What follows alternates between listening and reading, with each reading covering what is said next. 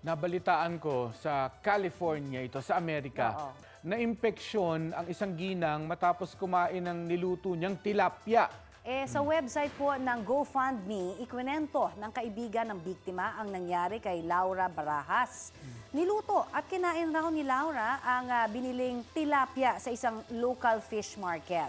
Kinabukasan na-diagnose na mayroon siyang Vibrio vulnificus na isang uri po ng bacterial infection. Ang Vibrio vulnificus ay nakukuha sa mga undercooked daw na seafood, gaya ng tilapia at oyster. Oo. Kadalasan ng mga tinatamaan ng impeksyon ay dumaraan sa amputation para maiwasan ang pagkalat ng impeksyon.